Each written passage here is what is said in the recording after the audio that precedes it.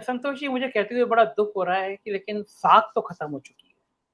हम गाँव में गए तो लोग जो एक शब्द गोदी मीडिया निकल गया था, वो गोदी मीडिया गाँव के लोग मुँह पे बोलने लगे कि आप कौन से वाले, आप गोदी मीडिया वाले हो क्या?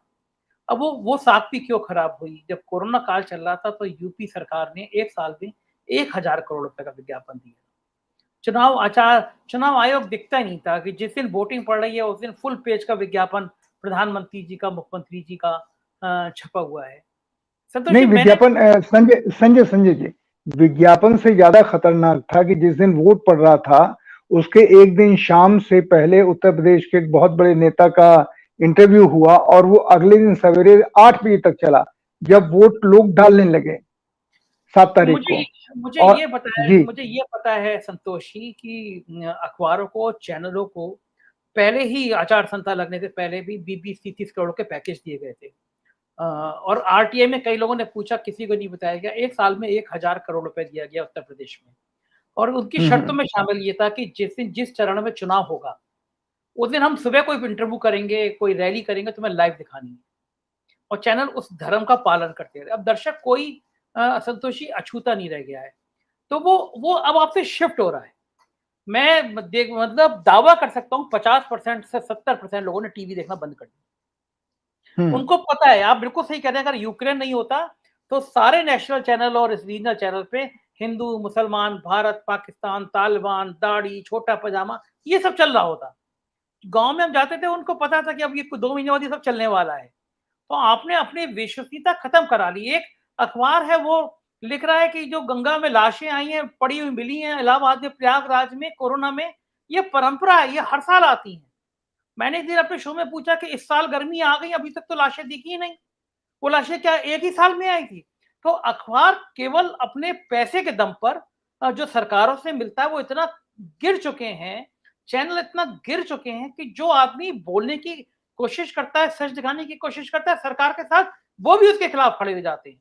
और सरकार को ऐसे में वो लोग बहुत खराब लगते हैं जो बोल रहे हैं। मुझसे शुरुआत में एक बड़े अफसर ने मुख्यमंत्री जी को बुला के कहा कि देखो, मुख्यमंत्री जी नाराज है क्योंकि तुम्हारा अखबार जो है ना वो फ्रंट पेज पे गड़बड़ कर रहा है, बहुत वायरल हो रहा है। शर्त ये रखी संतोषी, आज मैं बता ही देता हूँ। बुला के शर्त ये रखी कि अखबार का जितना खर्चा साल भर में होता है, हम सारा पैकेज देंगे। पर ये तुम पहले पेज पे जो ये छाप रहे हो, ये सब सरकार के खिलाफ मत छापा करो।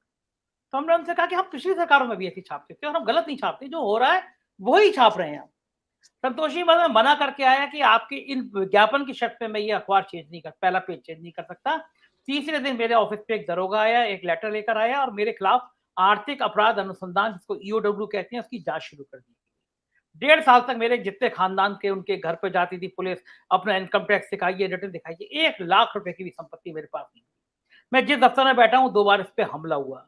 एसटीएफ ने मेरी गाड़ी का पीछा कराया, मुझे नोटिस दिए। मैं राज्य स्तर की मान्यता प्राप्त एसोसिएशन का वाइस प्रेसिडेंट चुना गया था, टाइम्स ऑफ इंडिया के सीनियर रिपोर्टर को हटा के। मौजूदा विधानसभा अध्यक्ष जो थे वो मुझे वोट डालने आए थे, मेरी मान्यता खत्म कर दी, मेरा सरकारी मकान छीन लिया। मतलब केवल सारे विज्ञापन, 5 साल में 50,000 का विज्ञापन भी नहीं अखबार को। सारे उत्पीड़न सिर्फ इस बात के कि पहले पेज पर सरकार के खिलाफ खबर नहीं छापी। और मैं इसलिए भी उनको बुरा नहीं मानता क्योंकि उनकी पीड़ा ये थी कि जो बड़े अखबार है वो तो छाप ही नहीं रहे, तो तुम्हें क्या परेशानी, तुम क्यों छाप रहे हो?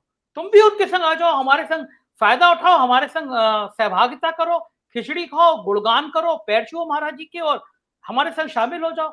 नहीं करोगे तो हमारा तुम्हारा पीड़न होगा।